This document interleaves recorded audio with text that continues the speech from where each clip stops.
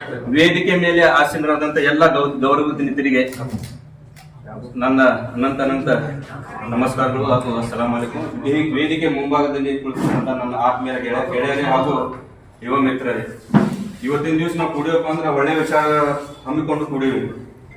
ಒಳ್ಳೆ ವಿಚಾರ ಹಮ್ಮಿಕೋಬೇಕಪ್ಪ ಅಂತಂದ್ರ ನನ್ನ ಎಲ್ಲೇ ಏನು ಕಾಣಿಸ್ತಾ ಇಲ್ಲ, ವಕೀಲ್ ಸಾಹೇಬ್ ಅದರ ನನ್ನ ಮಾರ್ಗದರ್ಶನ ಅಂದ್ರೂ ಕಡಿಮೆ ಆಗ್ಲಿಕ್ಕಿಲ್ಲ ಇರ್ಫಾನ್ ಅವರಿಗೆ.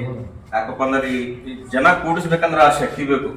ನಾವು ಕೂಡಬಹುದು, ಆದ್ರೂ ಕೂಡಿಸೋ ಶಕ್ತಿ ಇರ್ಬೇಕು. ನಮ್ಮ ಆಫೀಸ್ ಅವರು ಇವ್ರು ಕೂಡ ಇವತ್ತಿನ ದಿವಸ ನಾವು ವಿಚಾರ ನಿಮ್ಮ ಮುಂದೆ ಏನು ಹಮ್ಕೋಬೇಕಪ್ಪ ಅಂತಂದ್ರೆ, ಯಾವುದೇ ನಮ್ಮ ಮುಸಲ್ಮಾನ್ ಸಮಾಜದವರಿಗೆ ತೊಂದರೆ ಆದಾಗ ಯಾರು ಬರಲ್ಲ. ಅದ್ರಾಗ ವಿಶೇಷವಾಗಿ ಪೊಲೀಸ್ ಸ್ಟೇಷನ್ ಅಂದ್ರೆ ಮನೆ ಆತ ತುಮನೆ ಆತ ಕ್ಯಾ ಕರೆಗೆ ಕ್ಯಾ ನೇಕೆ ಅಂತ ಹಂಗೇನು ಇಲ್ಲ. ಅಪರಾಧ ಆಗೋದು ಸಹಜ, ಅಪರಾಧ ಮಾಡೋದು ಸಹಜ, ಅದಕ್ಕೆ ಕಾನೂನು ಐತಿ. ಬಾಬಾ ಸಾಹೇಬರ ಅಂಬೇಡ್ಕರ್ ಕೊಟ್ಟಂತ ಕಾನೂನು ಐತಿ. ನಮ್ಮ ಗಣೇಶ್ ಸಾಹೇಬ್ರ ಅದಾರ, ಬಹಳಷ್ಟು ಜನ ಇಲ್ಲಿ ವಕೀಲರು ಅದಾರ. ನಾವು ಎದಕ್ ಹಿಂದೆ ಕೂತೀವಪ್ಪ ಅಂತಂದ್ರೆ, ನಾವು मजे क्या होती कि मजे क्या नहीं हुआ उसे मुझे मजे क्या भी नहीं आदमी मजे क्या नहीं आदमी उनके घर जले भी हमना को शॉर्ट सर्किट होने वाला है.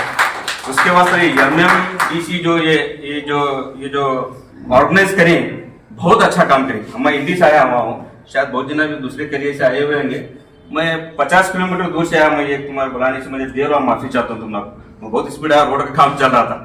इसके उद्देश्य क्या है बोले तो मुसलमान के फलाह बाबूजी के काम करने वास्ते हमारे उद्देश्य माइनॉरिटी हिंदी माइनॉरिटी के काम करने के वास्ते. माइनॉरिटीज के वास्ते क्या है, हमारे पास लीडर की लीडरशिप नहीं है. अगर लीडर कौन भी बनते हैं तो हमारे तक बीच दो चार लीडर मिला क्या है, उसे बम खोपड़ते लगा पड़ा छोड़ते हमें पढ़ते उन्हें पढ़ते खत्म हो पड़ते.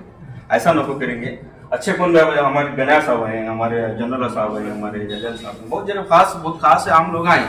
इनके ऐसे हमारा काम लेने में नहीं आने लगा और इन्होंने हमारा काम करने नहीं आने लगे. ये नहीं करने लगे उन्हें वो पार्टी नहीं ये पार्टी वो ये क्या भी करने की जरूरत नहीं. हमें इंसान आए मट्टू मगलो नहीं आदू मदल मानव नागो हमें इंसान बोले काम दूसरा का नहीं कर सकते. हमें ನಾವು ಮಾನವ ಮೊದಲು ಮಾನವ ಆಗ್ಲಕ್ಕ ಸಾಧ್ಯ ಇಲ್ಲ. ನಾವು ಆ ಜಾತಿ ಈ ಜಾತಿ ಅಂತ ನಾವು ಹೊಡೆದಾಡ್ಕೋತೇನದ, ನಾವು ಮಾನವ ಕುಲಕ್ಕೆ ಒಳಕ್ ಮಾಡಕತ್ತೀವಿ, ಮಾನವ ಕುಲಕ್ಕೆ ಹೊಡಕತ್ತೀವಿ. ಅದು ಮಾನವ ಕುಲ ಯಾವ್ದಪ್ಪ, ನಾವೆಲ್ಲ ಕೂತವ್ರು ಕಲಂಕ ಎಲ್ಲ ಸಮಸ್ಯೆಗಳಾಗ್ಯಾವ. ಹಾಗಾಗಿ MMDC ಅನ್ನೋದು ಇದು ಉದ್ಘಾಟನೆ ಇವತ್ತು ಮದುವೆ ಆಗಿದ್ ಕಾಣಿಸ್ತೈತಿ.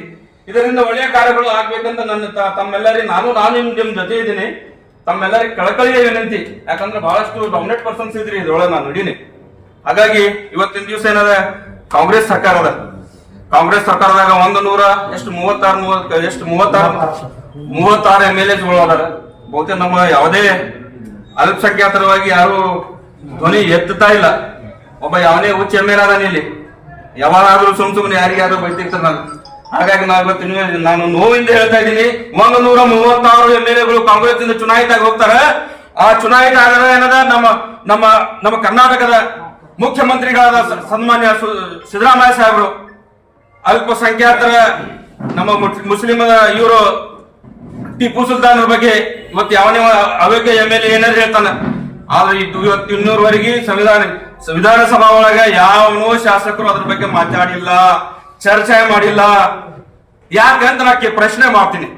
ಇವತ್ತಿನ ದಿವಸ ಈ ಸರ್ಕಾರ ಬರ್ಬೇಕಪ್ಪ ಅಂತಂದ್ರೆ ಅದಕ್ಕೆ ಕಾರಣಭೂತ ಯಾರಾಗಿದ್ರ, ಸನ್ಮಾನ್ಯ ಇದು ಶಹೀದ್ ರಹಮತ್ಲಾ ಟಿಪ್ಪು ಸುಲ್ತಾನ್ ಅವರು. ಅವ್ರ ಹೆಸರಿನಾಗ ಸರ್ಕಾರ ಬಂದೇನಾರ ಅವ್ರ ಹೆಸರಿಗೆ ತಗೊಂಡ್ರೆ ಅಂಜಲಿ ಆಗತ್ತಾರ. ಯಾರು ತಮ್ಮ ಅದ್ರ ಬಗ್ಗೆ ಯಾರು ಗಮನ ಕೊಡಕತ್ತಿಲ್ಲ, ಹೇಳಕತ್ತಿಲ್ಲ. ಜಯಂತಿ ಬಗ್ಗೆ ಚರ್ಚೆ ಮಾಡ್ತಾ ಇಲ್ಲ. ಆ ಜಯಂತಿ ಸನ್ಮುಖದ ಸಮಯದಲ್ಲಿ ಯಾರ್ಯಾರಿಗೆ ಕೇಸ್ ಹಾಕಿದ್ದಾರೆ ಆ ಕೇಸ್ ಹಿಂಪಡೆಯೋದ್ರ ಬಗ್ಗೆ ಮಾತಾಡ್ತಾ ಇಲ್ಲ. ಆದ್ರೆ ಯಾವುದೇ ಏನಾರ ಕೇಳಾಕತ್ತಾರ, ಅಂತವ್ರಿಗೆ ಇದು ಮಾಡಕತ್ತಾರ. ಹಾಗಾಗಿ ತಾವೆಲ್ಲರೂ ಕೂತಿರಪ್ಪ ಅಂದ್ರೆ ಕೂತಿಲ್ಲ. ತಾವೆಲ್ಲರೂ ದಿಗ್ಗಜರಿದ್ದೀರಿ, ನಾವೆಲ್ಲ ಸಣ್ಣವರು, ತಾವೆಲ್ಲ ಬಹಳ ಬುದ್ಧಿವಂತರು, ಬಹಳಷ್ಟು ಅನುಭವಸ್ಥರು. ನಾವು ನಿಮ್ ಜೊತೆ ಆಗಿರ್ತೀವಿ. ತಾವೆಲ್ಲರೂ ನಮ್ಮೆಲ್ಲ ಯುವಕರಿಗೆ ತಗೊಂಡು ನಡೀತೀರಿ ಅಂತ ಈ ಭಾವನೆಯಿಂದ ನನಗೆ ಮಾತಾಡಲಿಕ್ಕೆ ಅವಕಾಶ ಕೊಟ್ಟಿದ್ದು ತಮ್ಮೆಲ್ಲರಿಗೆ ಧನ್ಯವಾದಗಳನ್ನು ಹೇಳಿ ನಾನು ಮಾತು ಮುಗಿಸ್ತೀನಿ.